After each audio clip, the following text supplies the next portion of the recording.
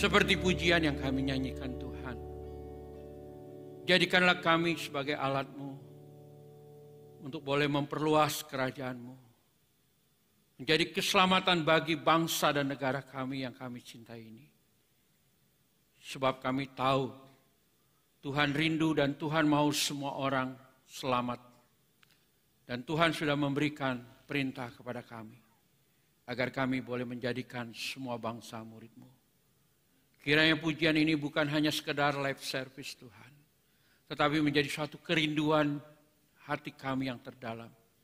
Agar selama kami diberi kesempatan untuk menikmati hidup kami di dunia yang singkat dan fana ini. Kami boleh menjadi alat-Mu. Untuk menjadikan semua bangsa murid-Mu. Menjadi saksi-Mu untuk keselamatan bangsa dan negara kami.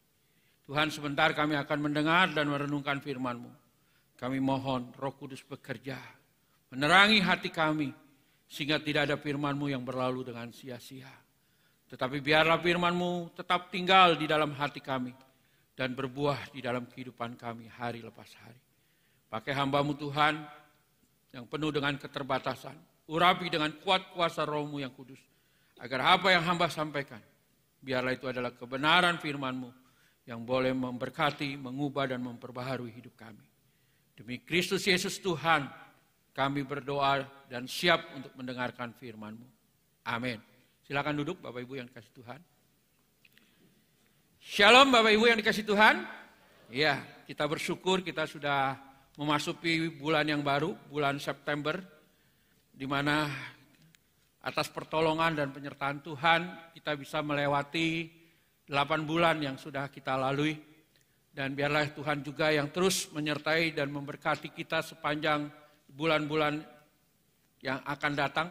Karena kita tahu Tuhan setia dan Tuhan berjanji bahwa Dia akan menyertai kita sampai akhir zaman. Nah saudaraku, bulan September ini dijadikan oleh gereja kita menjadi bulan misi. Dan di dalam bulan misi ini kita sebagai gereja diingatkan dan didorong kembali untuk membagikan kabar baik atau Injil keselamatan kepada semua orang yang belum percaya sebagai buah kehidupan kita di hadapan Allah. Sudah seharusnya bagi saudara dan saya yang telah menerima anugerah Allah dengan cuma-cuma untuk membagikan juga dengan cuma-cuma kepada orang lain, ya. Oleh karena itu firman Tuhan pada siang hari ini bertemakan tanggung jawab gereja dalam misi. Melakukan misi adalah tanggung jawab gereja atau kita sebagai anak-anaknya. Dan ini bukanlah sebuah kegiatan opsional atau pilihan. Melainkan eksistensi kita sebagai gereja di dunia ini, saudaraku. Ada seorang teolog reform yang bernama David Box. David Box ini mengatakan apa saudaraku? Misi bukanlah aktivitas tambahan dari gereja, melainkan inti dari eksistensinya. Banyak orang percaya yang masih salah akan misi saudaraku. Mereka menganggap bahwa pelayanan misi hanya menambah kegiatan yang menghabiskan waktu, daya, dana, dan energi mereka. Ya, jadi bagi mereka misi ini hanya menambahkan kegiatan aja. Saya udah senang kok, yang penting saya beribadah, yang penting saya bisa bersekutu, ya kongko-kongko, ketemu kawan, ketemu teman di gereja, bagi saya sudah cukup. Kalau ada pelayanan misi, biarlah itu hamba Tuhan aja. Karena itu hanya menambahkan suatu kegiatan saja. Ini adalah kesalahpahaman yang sering terjadi di dalam kehidupan orang percaya. Mereka lupa, bermisi adalah bukti eksistensi mereka di dunia ini. Karena misi kita bisa menjangkau jiwa, memenangkan jiwa, dan akhirnya gereja terbentuk saudaraku. Dan hari ini saya ingin mengajak saudara dan saya untuk menyadari bahwa saudara dan saya bertanggung jawab untuk melakukan misi Allah kepada dunia ini. Ya, sebagaimana pendahulu kita yang melakukannya kepada kita sehingga saudara dan saya ada sekarang ini. Ya, saya masih ingat saudaraku pada waktu itu saya masih SMP. Ya, saya itu masih agama yang lama, ya, agama B. Terus teman saya datang, ya, waktu saya sakit dia menginjili tentang Yesus Kristus. Ya, waktu itu memang saya belum merespon. ya, tapi saya sudah dengar kabar baik itu. Saya pergi ke gereja, ya, tapi ya sekedar ya berteman, dan juga hanya waktu itu saya mungkin mencari nilai karena saya agama B, saudara. Sedangkan sekolahan hanya menerima pelajaran agama I dan agama K, karena saya sekolah di negeri, saudaraku, ya SMP negeri, saudaraku. Akhirnya ya singkat cerita saya percaya dan terima Yesus. Tapi saya tahu bahwa saya bisa mengenal Tuhan Yesus karena ada orang yang pernah memberitakan Injil. Saya yakin Bapak Ibu saudara-saudara yang hadir di sini juga pun sama. Dulu kita mungkin tidak pernah kenal siapa itu Yesus. Kita tidak tahu apa yang Yesus perbuat. Tapi ketika ada seseorang yang menceritakan dan membagikan Injil keselamatan, akhirnya kita atas anugerah Allah, kita meresponi dengan iman kita yang diberikan oleh Tuhan, ya. Akhirnya kita menjadi orang yang percaya, saudaraku. Nah, mari kita ingat kembali apa yang menjadi alasan bagi kita untuk bertanggung jawab di dalam misi. Ada 3 hal yang ingin saya bagikan. Yang pertama, saudaraku, misi adalah hati Bapa. Ya, Yohanes 3 ayat 16 berkata apa? Karena begitu besar kasih Allah akan dunia ini, sehingga ia telah mengaruniakan anaknya yang tunggal. Supaya setiap orang yang percaya kepadanya tidak binasa, melainkan beroleh hidup yang kekal. Ketika dosa masuk dan merusak ciptaannya, Allah berinisiatif, ya, menyelamatkan manusia. Bukan manusia yang mencari Allah, tetapi Allah lah yang mencari manusia berdosa itu. Kita masih ingat kejadian, ya, pasal 3 ketika Adam dan Hawa mereka memakan buah yang dilarang oleh Tuhan. Ketika mereka tahu bahwa mereka telanjang, apa yang mereka lakukan? Mereka bersembunyi. Mereka tidak datang kepada Tuhan Allah untuk memohon pengampunan atas pelanggaran, atas ketidaktaatannya terhadap perintahnya. Tapi mereka bersembunyi. Dan Allah lah yang mencari mereka. Ini menunjukkan inilah hati Bapa, hati Allah yang begitu besar kepada kita orang berdosa. Dia mencari kita yang hilang, saudaraku. Allah melakukan ini, saudaraku, karena keinginan hatinya yang penuh kasih. Allah tidak ingin semua orang mati binasa, tetapi Ia mau semua orang diselamatkan. 1 Timotius 2 ayat yang keempat. Itulah hati Bapa, saudaraku. Ya, ketika kita membaca cerita tentang anak yang terhilang, ketika anak yang hilang itu sadar dan mau kembali kepada bapaknya, apa yang dilakukan oleh bapaknya? Dia tidak menolak, dia tidak marah, dia tidak mengusir, pergi saja kamu. Tapi dia menyambutnya, bahkan dia memberikan jubah yang bagus, kasih cincin meterai, dan menyembelikan lembu yang tambun. Ini semua gambaran yang Allah lakukan di dalam kehidupan kita, karena Allah begitu mengasihi kita. Dia mengorbankan anaknya yang tunggal, Tuhan kita Yesus Kristus. Dia menjadikan kita ciptaan yang baru. Dan Roh Kudus memeteraikan hidup kita. Sehingga kita boleh menjadi anaknya kembali. Ya. Gereja sebagai anak-anaknya harus memiliki hati yang sama dengan Bapaknya. Gereja harus berpartisipasi melakukan misi dalam kasih. Dan juga dengan hati yang penuh belas kasihan. Karena itulah rencana penyelamatan Allah bagi dunia ini, saudaraku.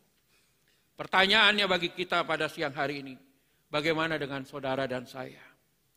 Sudahkah kita memiliki hati Bapa yang mengasihi orang berdosa? Atau kita merasa, itu masa bodoh, urusan mereka. Yang penting aku sudah percaya, yang penting aku sudah selamat. Biarlah mereka menanggung, ya, dirinya masing-masing. Ya. Mari saudaraku, kita nyatakan kasih kita. Kita beritakan Injil kepada siapapun. Sebab itulah yang Allah mau buat kita. Mari kita pandang di sekeliling kita. Lihatlah jiwa-jiwa yang hilang. Mereka tanpa pengharapan. Dan mereka mati dengan binasa. Ya. Oleh karena itu mari kita beritakan Injil. Agar mereka boleh mempunyai hidup yang kekal. Mereka boleh peroleh keselamatan seperti saudara dan saya. Inilah hati Bapa yang membuat saudara dan saya bertanggung jawab di dalam pelayanan misi. Yang kedua, saudaraku, misi adalah amanat agung Tuhan kepada gerejanya. Kita tahu sebelum Tuhan Yesus naik ke surga, ya, dia bersama murid-muridnya dan Tuhan memberikan sebuah amanat agung kepada murid-muridnya. Yaitu untuk mereka disuruh pergi, ya, mengajar dan memberitakan Injil untuk menjadikan semua bangsa muridnya. Kasih Allah yang besar kepada dunia ini telah dinyatakan melalui anaknya yang tunggal, yaitu Tuhan Yesus yang telah mati untuk menebus saudara dan saya. Dia bukan hanya mati, tapi dia bangkit pada hari yang ketiga. Dia mengalahkan kuasa maut, sehingga memberikan keselamatan yang sempurna kepada saudara dan saya. Dan Yesus yang mati itu dan bangkit itu adalah Sang Juru Selamat kita. Dan telah memberikan amanat agungnya sebelum dia kembali ke surga. Amanat agung adalah perintah, bukan pilihan. Ya, suatu keharusan bagi kita semua. Ya. Jadi amanat agung ini bukan pilihan. Kalau saya mau ya saya lakukan, kalau enggak ya sudah. Ya. Tapi ini sebuah perintah, sebuah amanat yang Tuhan berikan kepada saudara dan saya. Tidak ada alasan bagi kita untuk tidak melaksanakan amanat agungnya. Atau menganggap ini hanya untuk para hamba Tuhan. Ya. Banyak anak-anak Tuhan yang menganggap, itu tugasnya cuantau, itu tugasnya Musa. Itu kan Musa sudah diperlengkapi, cuantau-cuantau kan sudah sekolah teologi. Itu layak mereka memberitakan Injil, kalau kami enggak usah. Salah saudaraku. Karena perintah ini diberikan oleh Tuhan kepada semua murid-muridnya. Siapa muridnya? Saudara dan saya. Kalau saudara dan saya mengaku sebagai muridnya, tapi saudara tidak melakukan amanat agungnya, berarti saudara belum taat, belum setia kepada dia. Ya. Oleh karena itu saudaraku, amanat agung ini adalah tanggung jawab kita sebagai gereja untuk boleh bermisi.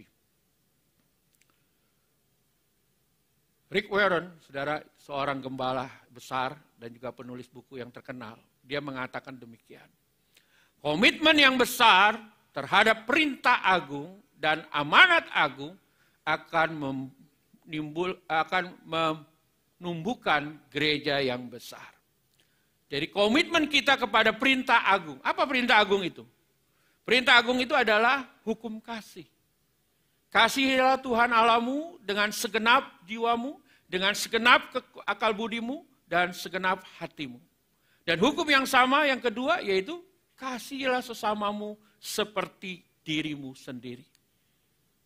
Itu adalah apa? Perintah yang agung.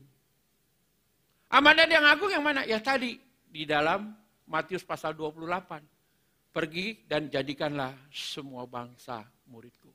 Dengan kita melakukan perintah dan amanat agung di dalam kehidupan kita sebagai orang percaya, menurut Rick Warren, itulah yang menumbuhkan gereja yang besar. Gereja yang besar bukan ditentukan oleh karena fasilitasnya yang lengkap dan mewah. Gereja yang besar bukan karena gedungnya yang begitu megah. Tapi gereja yang besar itu ditentukan apakah anggota gereja tersebut melaksanakan misi Tuhan, yaitu menjadikan bangsa sebagai murid Tuhan. Gereja yang besar bukan ditentukan oleh ukuran, tetapi oleh kesetiaan pada kasih kepada Allah dan sesama serta pada penginjilan. Bagaimana dengan saudara dan saya hari ini? Sudahkah saudara dan saya setia dan komit untuk melaksanakan perintah dan amanat agung Tuhan Yesus? Berapa banyak orang yang sudah saudara dan saya beritakan kepadanya sejak saudara menjadi orang percaya? Saudara jawab sendiri di hadapan Tuhan. Karena ketika nanti kita waktu dipanggil pulang, Tuhan tidak bertanya, berapa lama engkau sudah jadi anggota gereja? Tidak.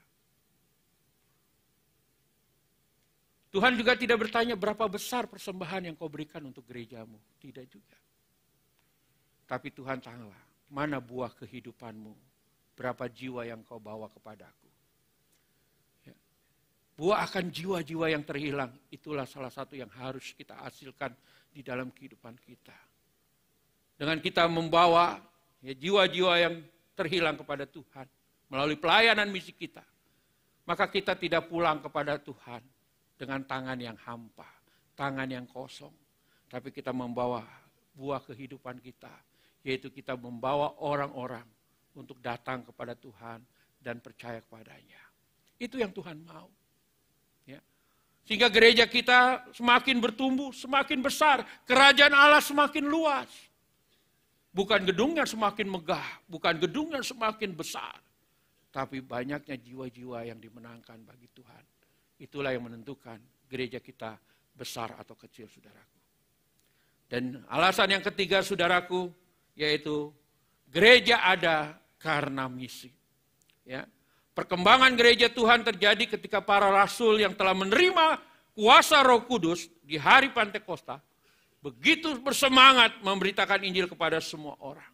Ya, kalau saudara membaca kisah para rasul, ya, di mana diceritakan berdirinya gereja mula-mula dan bagaimana kondisi gereja mula-mula dan pertumbuhan gereja mula-mula yang begitu dahsyat sehingga sampai sekarang ini, saudaraku. Gereja semakin bertumbuh, gereja semakin bertambah dengan banyaknya jiwa-jiwa yang diselamatkan pada waktu itu. Meskipun, saudaraku, meskipun pada saat itu gereja mengalami penganiayaan, gereja mengalami penindasan oleh karena mereka tidak senang terhadap orang Kristen. Tetapi kita tahu, ya, mereka jemaat Tuhan semakin bertambah. Kisah para rasul menyatat mereka yang menyebar, mereka memberitakan Injil. Itu kisah rasul pasal 5, saudaraku. Ya, mereka berdiaspora, mereka harus meninggalkan kampung halamannya, kotanya, orang karena kondisi kota dan kampungnya udah tidak kondusif lagi. Mereka diincar, mereka dikejar, sehingga mereka harus pergi untuk menyelamatkan diri mereka. Tetapi mereka bukan untuk menyelamatkan diri saja, tetapi mereka juga tetap setia dengan panggilan dan perintah Tuhan. Mereka tidak gentar, mereka tidak takut untuk memberitakan Injil, walaupun kondisi mereka dalam kondisi yang tidak baik. Tapi firman Tuhan katakan, mereka yang tersebar, mereka memberitakan Injil, dan banyak jiwa yang diselamatkan. Gereja semakin bertumbuh, saudaraku. Penindasan dan penganiayaan tidak menghambat dan menghalangi gereja Tuhan untuk terus bermisi. Dimanapun mereka tersebar, mereka tetap dan terus bermisi, sehingga gereja tetap ada sampai saat ini, saudaraku. Kalau saja jemaat mula-mula, mereka tidak mau memberitakan Injil lagi, oleh karena tekanan, oleh karena kondisi yang tidak baik, maka mungkin kita tidak ada saat ini. Tapi kita ada saat ini, karena gereja bermisi, saudara. Ya. Seorang teolog juga dari Reform, yaitu Emil Brunner, ya, mengatakan gereja ada oleh misi. Seperti api ada karena pembakaran. Ini berarti, saudaraku, bahwa tanpa misi gereja kehilangan esensinya. Seperti api tanpa pembakaran, gereja tanpa misi adalah suatu yang kontradiksi, saudaraku. Gereja ada karena misi, saudaraku. Tanpa misi, gereja telah kehilangan esensinya dan gereja akan hilang eksistensinya. Ya.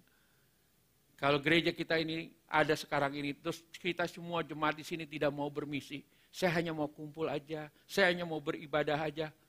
Saya yakin dan percaya, gereja kita lambat laun akhirnya menjadi hilang. Karena nggak ada jiwa-jiwa baru yang kita menangkan. Kita makin lama makin tua, akhirnya kita meninggal. Terus siapa yang melanjutkan pekerjaan Tuhan?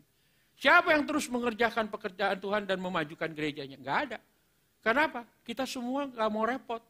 Kita semua udah asik dengan kondisi kita. Ya. Gereja, saudaraku, bukan hanya komunitas beribadah. Ya. Yang penting saya setia beribadah. Saya rajin, tidak pernah alpa. Setiap minggu saya datang. Saya menguduskan hari Sabat saya. Bagus. Benar itu, saudaraku. Tapi gereja bukan sekedar komunitas ibadah dan juga persekutuan. Saya kenal sama teman-teman, saya bersekutu. Saya kenal siapa, si A, si B, si C. Saya udah merasa senang. Sudah cukup bagi saya. Yang penting saya setia beribadah, saya rajin bersekutu. Tetapi gereja bukan komunitas, sekedar komunitas itu, saudaraku. Gereja adalah komunitas pengutusan. Saudara dan saya diutus oleh Tuhan. Ya. Gereja dibentuk untuk diutus, bukan hanya untuk sekedar berkumpul. Ya, berkumpul ya bagus, ya, tapi bukan untuk berkumpul aja saudaraku, tapi juga untuk kita pergi keluar. Ya. Jadi saudaraku, gereja harus tetap terus bermisi. Karena apa? Karena masih banyak jiwa-jiwa yang terhilang dan belum terjangkau oleh Injil, saudaraku. Masih banyak orang di sekitar kita yang belum percaya dan memiliki keselamatan dalam hidupnya. Dan ini adalah misi kita, agar mereka boleh mendapatkan keselamatan dan gereja semakin bertambah. Gereja ada karena misi. Tanpa misi, gereja tidak ada. Dengan bermisi, kita banyak membawa jiwa kepada Tuhan dan gereja semakin bertambah. Itulah 3 alasan yang harus kita miliki sehingga kita semua yang hadir pada pagi atau siang hari ini, kita menyadari bahwa tugas kita sebagai orang percaya, tanggung jawab kita adalah bermisi, saudaraku. Dan sebagai penutup atau aplikasi bagi kita yang saat ini adalah apa yang harus kita lakukan. Yang pertama, bermisi adalah tugas dan panggilan kita sebagai gerejanya. Ya. Saudara harus melaksanakan misi Allah ini. Ya. Karena Allah lebih dulu melakukannya kepada kita. Dan kita juga harus melakukannya. Karena apa? Karena Allah sudah menjadikan saudara dan saya sebagai mitra kerjanya di dalam memberitakan Injil. Ya. Allah sudah mengangkat dan memakai kita untuk menjadi mitra kerjanya. Oleh karena itu mari kita siapkan hati, pikiran, dan kehendak kita untuk melaksanakan amanat agung Tuhan. Sebab itulah isi hati Bapa kita. Agar semua orang selamat dan tidak ada satupun yang binasa. Yang kedua saudaraku, kita gunakan kuasa Roh Kudus yang ada di dalam diri kita untuk kita bersaksi. Ketika saudara dan saya percaya dan menerima Yesus sebagai Tuhan dan Juru Selamat, maka saudara dilahir barukan dan saudara dimeteraikan oleh Roh Kudus dan Roh Kudus tinggal di dalam hidupmu. Dan Roh Kudus inilah yang memberikan kuasa kepada kita untuk kita boleh menjadi saksinya. Karena itulah yang dikatakan oleh Tuhan kepada para muridnya. Kalau Roh Kudus turun di atas kamu, maka engkau akan menjadi saksiku di Yerusalem, di Yudea, di Samaria, dan sampai ke ujung bumi. Saudara dan saya semua sebagai orang percaya sudah mempunyai Roh Kudus. Tinggal sekarang, apakah kita sudah melaksanakan tugas kita untuk menjadi saksinya? Ya. Roh Kuduslah yang memberikan kuasa, memberikan hikmat, memberikan kemampuan bagi saudara dan saya untuk bisa memberitakan Injil. Ya. Saudara nggak perlu takut, saya nggak pinter ngomong Tuhan. Saya nggak orang yang pinter, saya nggak orang sekolah. Bukan soal itu saudaraku, Roh Kudus yang bekerja. Di Solo saudaraku, penjual sayur bisa memimpin para dosen di UNS. Bayangkan saudaraku, dia hanya penjual sayur. Tapi dia punya anak didiknya yang dia menangkan adalah dosen-dosen di UNS, Universitas Negeri Solo. Dia hanya penjual sayur. Tapi yang dimenangkan, yang dibawa pada Tuhan, yang dia pimpin oleh dia adalah dosen-dosen. Kalau secara logika, nggak mungkin. Mungkin kita akan merasa gentar, malu, nih yang saya mau layani ini dosen loh. Ini yang saya mau injil ini orang-orang yang pendidikannya lebih tinggi dari saya. Tapi dia tidak memakai hal itu. Dia berserah, dia bersandar, dan dia mohon Roh Kudus yang bekerja. Dan Roh Kudus pakai dia. Sehingga kata-katanya dengan penuh kuasa Roh Kudus bisa menjangkau dan memenangkan orang yang lebih intelektual daripada diri dia. Jadi Bapak Ibu jemaat yang dikasih Tuhan, nggak ada alasan bagi kita. Tuhan saya ini orangnya nggak pasti bicara, Tuhan saya pendidikannya rendah. Oh saya Tuhan orangnya suka introvert. Enggak, Tuhan kalau sudah bekerja dan saudara membiarkan Tuhan bekerja dalam hidupmu, Tuhan bisa pakai kamu. Tuhan bisa pakai engkau untuk menjadi saksinya. Karena itu yang Tuhan katakan, kalau kuasa Roh Kudus turun atas kamu, engkau akan menjadi saksiku. Karena itu kita gunakan kuasa Roh Kudus untuk kita boleh memberitakan Injil. Yang ketiga saudaraku, pandang dan lihatlah, ya, tuaian sudah menguning saudaraku. Ya. Dunia yang kita tinggal semakin hari bukan semakin jauh lebih baik.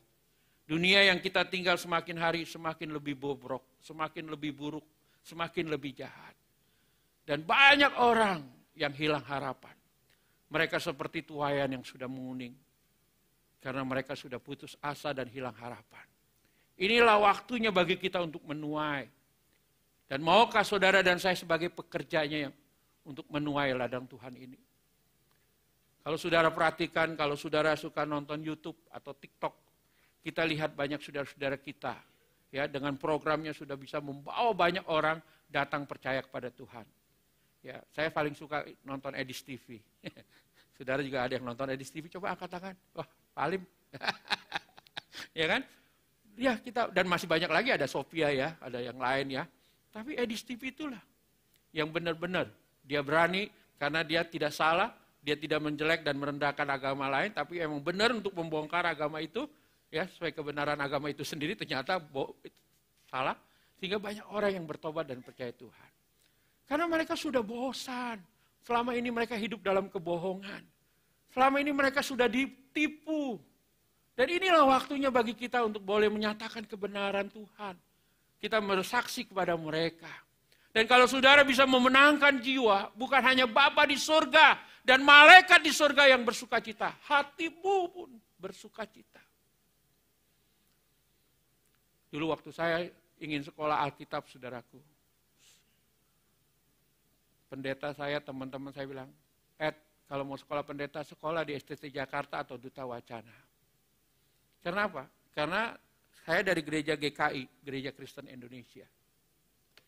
Dan GKI itu lulusan, pendetanya itu atau hamba Tuhannya lulusan STT. STT Jakarta, Duta Wacana, Satya Wacana, ya kan? Dan saya disuruh ke situ. Tapi saya baru mau ke sana, saya dengar dari teman-teman, jangan Ed, kenapa? Wah, mahasiswanya pada ngerokok. Pulang malam bebas seperti mahasiswa umum di sana, nggak ada kesan hamba Tuhan. Pada waktu itu kan saya baru percaya Tuhan, gitu ya. Oh iyalah, nggak usah lah. Kalau pada ngerokok, pada gitu, nanti saya kembali lagi ke dunia saya yang lama, gitu kan. Udah, saya nggak. Terus saya mendaftar. Terus ada teman, kenapa kamu nggak ke Saat, Ed? Aduh, aku sudah daftar duluan di STI Jogja. Di Seminari Teologi Injili Indonesia dan saya merasa cocok. Ya. Kenapa saudaraku? Karena pada waktu itu ya, saya datang ke sana dikasih persyaratan. Di sekolah kami kalau ingin diwisuda, kalau ingin menjadi sarjana teologi, syaratnya selain lulus akademik harus lulus membaptis jiwa 15 orang. Nah, saudaraku. Nah, itu menjadi suatu tantangan bagi saya karena saya ingin melayani Tuhan dan saya ingin membawa jiwa untuk Tuhan. Oke, saya masuk di situ. 15 jiwa saudaraku. Ya, kalaupun kita akademiknya udah lulus, tapi pelayanannya tanya berapa jiwa yang udah dimenangkan, baru 2, nggak bisa diwisuda. Tahun depan naik jadi 5, nggak bisa diwisuda. Ada teman saya 5 tahun nggak diwisuda, kenapa? Belum membaptis. Pas tahun ke-6 dia baru dapat 15, baru dibaptis, baru lulus. Ya, di situ saudaraku. Jadi saya masuk di sekolah itu dan saya melayani ya, di sebuah gereja karena dikasih 3 bulan untuk mencari pelayanan di mana. Kita tidak boleh melayani di kota besar. Nggak bisa bergabung 2 bulan di gereja GKI Palembang, nggak boleh. Di GKI Mangga Besar nggak boleh, di GKI nggak boleh. Kenapa? Karena tiap bulan itu 6 bulan sekali ada baptisan, ya kan? Kita memberitakan Injil atau tidak, taunya lapor ke sekolah, Pak ada baptisan bulan Desember nih, 12 orang, 15 orang. Padahal bukan dia yang melayani, dia lulus sudah, maka dilarang. Kita harus ke desa-desa. Kita harus church planting, menanamkan gereja. Ya, dikasih 3 bulan cari pelayanan yang cocok, setelah itu pelayananlah selama 4 tahun di situ. Jumat pergi, Senin balik. Senin sampai Jumat sekolah, Jumat sampai Senin pelayanan, tiap 4 tahun gitu. Saya pergilah ke Wonogiri. Kalau saudara tahu yang Wonogiri, pernah ke Wonogiri, pantainya bagus katanya. Wah, tuh ada adik kita ke Wonogiri ya. Sono juga baksonya enak. Ya. Nah, saya pergilah ke Wonogiri ke sebuah gereja kecil di desa itu, saudaraku. Dan saya kan ini observasi, jadi saya bisa bilang enggak, bisa bilang iya kan. Saya di situlah. Tinggallah sama pendeta itu. Pendeta itu punya anak 2 dan juga dia sama istrinya, rumahnya sederhana. Saya mau tidur di situ, saudaraku, 2 hari. Saya kagetnya bukan main, saudaraku. Kenapa, saudaraku? Ternyata rumahnya itu satu kamar untuk dia, terus ada dapur, dan ruang tamu kecil sebelahnya besar kandang kambing. Waduh, 2 hari saya tidur dengan sebelah. Saya tidur di sini, kandang kambing di sebelah. Parfumnya luar biasa, saudaraku. 2 hari itu saya tidur. Saya bilang kalau saya 4 tahun di sini, wah, saya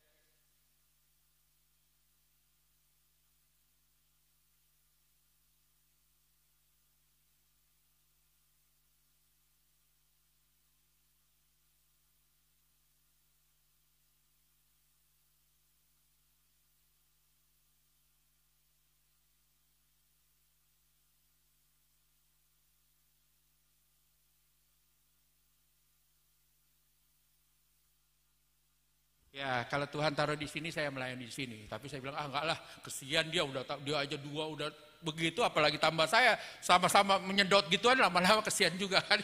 Udah enggak usah. Pindahlah ke Klaten, saudaraku, ke daerah Jatinom, ya. Ke Jatinom, Klaten itu ya. Ada Cinani enggak deh? Kalau ada Cinani itu kampungnya itu, daerahnya Klaten ya. Di Klaten saya pergilah di sebuah gereja. Nah, ini udah ada gerejanya. Dan gerejanya itu agak lumayan, dan di belakangnya ada pastori untuk keluarga pendeta itu. Kami berempat tinggallah di gereja itu. Jadi kalau malam kita bangku disusun, kita tidurlah di bangku itu ya, tiap Jumat sampai Senin, terus kita pergi. Ya, tiap Jumat Sabtu saya langsung ke sawah ya.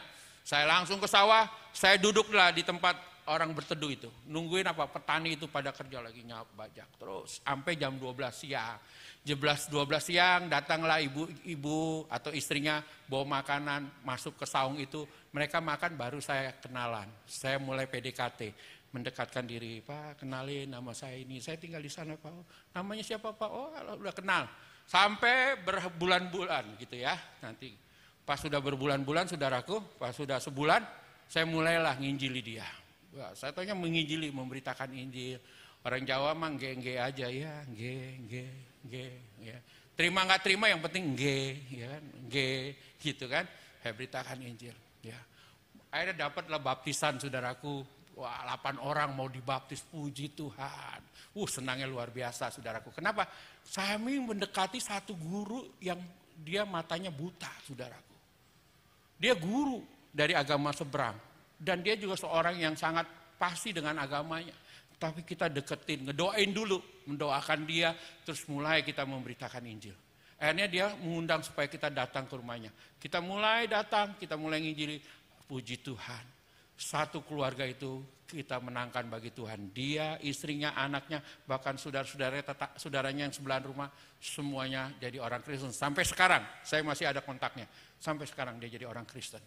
Ya, senangnya luar biasa, saudara. Ada sukacita yang luar biasa. Karena ada orang yang diselamatkan. Saudara bisa mengalami benar apa yang dikatakan firman Tuhan ketika ada satu jiwa dimenangkan. Malaikat Tuhan bersuka cita di surga. Itu bisa saudara rasakan di dalam hatimu. Saya bersuka cita, saudaraku. Tapi saya berpikir logis dong. Kenapa? Kita 4 orang. 4 orang berarti berapa jiwa? 60 orang. Waduh, kalau begini kapan selesainya? Baru 8, nanti belum tentu dapat, ya kan? Udahlah, aku keluar. Yang 2 itu udah lama di situ, biarlah kamu di sini, aku keluar. 2 orang di situ, yang 2 keluar, termasuk saya keluar dari situ. Nah, karena apa? Kesian juga dari jiwa 60 4 tahun, saudaraku. Akhirnya saya pindah ke Purworejo. Purworejo, saudaraku. Purworejo itu sebelah selatannya Jogja, ya. Jadi saya tinggallah di Purworejo, saudaraku. Dan disitulah saya melayani. Dan puji Tuhan di situ juga kami menangkan jiwa sampai waktu itu saya tinggal, ya saudaraku, di situ. Nah, tiap hari makanannya apa? Godong telo, saudaraku. Ya, suapannya itu yang saya tinggal itu pencari kodok. Bukan makannya tiap hari suike, bukan. Kerongkongannya. Dagingnya dia jual, kerongkongannya untuk saya. Pak, ini makan. Wah enak juga dimasak ya, saudaraku. Ya kan, kakinya, badannya taunya dijual untuk dia penghasilan. Tapi kerongkongannya dimakan sama kita. Saya makan tiap hari. Daun puring, kodok tiap hari makan. Ya, benangkanlah, dapat lagi 7 jiwa. Wah, puji Tuhan. Tapi saudaraku, ketika saudara memberitakan Injil dan saudara ketika bersuka cita karena satu orang percaya Tuhan, tapi saudara juga akan sedih kalau orang itu terhilang. Jadi saudaraku, sebulan kemudian saya datang. Saya kunjungilah orang yang sudah saya menangkan ini. Terus 5 orang. 1 bapak dan 4 anak. Ibunya udah meninggal. Terus dia bilang, Pak, dia panggil Mas Edi, Mas. Kan di Jawa gitu ya saudaraku. Mas Edi, kayaknya kami tidak lagi ke gereja. Kenapa Pak? Kok nggak ke gereja? Ya, kami kayaknya mau balik lagi ke agama kami yang lama. Saya kaget, langsung shock saudaraku. Kan Bapak tahu bahwanya Yesus Kristus juru selamat. Ya, tapi anak saya ini mau nikah. Dan Pak Lurah nggak ngasih surat N1, N berapa gitu kan. Kalau anak saya nggak kembali lagi ke agama Islam. Masa sih Pak, saya ke sana lah Pak. Wah, tapi dia bilang nggak bisa Pak, udah biarinlah. Saya pulang dari tempat dia sepanjang perjalanan hati saya sedih di hadapan Tuhan. Tuhan, kenapa jiwa ini hilang lagi? Ya saudaraku, itu pelayanan di desa begitu saudara. Tantangannya berat dari aparat saudaraku. Ya. Tapi itulah suka duka kita di dalam memberitakan Injil. Saya yakin dan percaya saudara juga punya pengalaman yang indah ketika saudara bisa menangkan jiwa. Ya. Karena kita tahu banyak jiwa-jiwa yang terhilang, mereka membutuhkan Yesus. Dan ketika saudara memberitakan Injil, sukacita besar ketika mereka menerima dan menyambut Yesus dalam hidup mereka. Ya. Oleh karena itu mari saudaraku, di bulan misi ini sepanjang 1 bulan kita kobarkan kembali semangat misi dalam hidup kita. Amin. Amin saudaraku. Ya. Supaya nanti ketika kita semua dipanggil Tuhan pulang, kita tidak pulang dengan tangan yang hampa. Tapi kita pulang dengan membawa jiwa-jiwa yang kita bawa kepada Tuhan sebagai buah kehidupan kita. Tuhan, ini mama saya Tuhan, puji Tuhan. Ini papa saya Tuhan, puji Tuhan. Oh ini sudah adik ipar saya, oh ini besan saya, puji Tuhan. Jangan saudara datang ke surga sendiri. Mana yang lain? Masa bodoh Tuhan. Sudah kasihan saudaraku. Ya, kita lihat. Ya, diri kita, orang tua kita ada nggak dengan kita? Jangan kita semua, kita memuji menyembah, haleluya. Ya kan di surga kita kan memuji dan menyembah. Terus mata kita melirikkan, kok suami saya di situ? Kok anak saya di situ? Wah, kenapa? Beda. Di seberang sana. Di seberang sana saudaraku. Tapi itulah tugas kita. Selagi kita masih diberi kesempatan hidup di dunia ini, kita nggak tahu berapa lama, tapi kita gunakan kehidupan kita untuk menghasilkan buah, yaitu jiwa-jiwa yang terhilang. Kita persembahkan kepada Tuhan, sehingga kita boleh memuliakan Tuhan dan menjadi berkat bagi banyak orang. Amin. Mari kita berdoa. Tuhan, terima kasih untuk firman-Mu.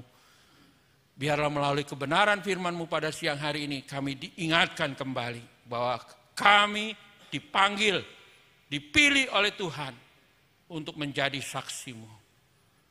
Karena Tuhan sudah memberikan amanat agung ini kepada kami untuk menjadikan segala bangsa menjadi murid-Mu. Tuhan juga sudah memberikan Roh Kudus yang tinggal di dalam hati kami untuk kami boleh menjadi saksi-Mu dimanapun kami berada. Tuhan, kami rindu hidup kami menghasilkan buah, yaitu akan jiwa-jiwa yang terhilang yang kami bawa kepadamu Tuhan. Tolong kami Tuhan, biarlah Roh Kudus bekerja. Roh Kudus memberikan kuasa, memberikan kekuatan, memberikan hikmat untuk kami dapat melaksanakan tugas dan panggilan yang sudah Tuhan berikan untuk menjadi saksi-Mu, memberitakan Injil keselamatan bagi semua orang, sehingga mereka boleh mendengar dan mereka juga boleh percaya dan diselamatkan seperti kami. Terima kasih Tuhan, ampuni kami Tuhan. Kalau selama ini mungkin kami masa bodoh, kami acuh tak acuh, kami menganggap ini adalah tugas para hamba Tuhan. Tetapi biarlah melalui kebenaran firman-Mu pada siang hari ini adalah tanggung jawab kami, ini adalah tugas kami. Karena kami adalah murid-Mu ya Tuhan. Terima kasih Tuhan Yesus untuk firman-Mu yang boleh mengingatkan kami kembali. Di dalam nama Tuhan kami Yesus Kristus, kami berdoa dan menyerahkan semua kehidupan kami dan juga tugas dan panggilan kami agar kami dapat menjadi pekerja Tuhan yang baik. Di dalam Tuhan Yesus kami berdoa. Amin.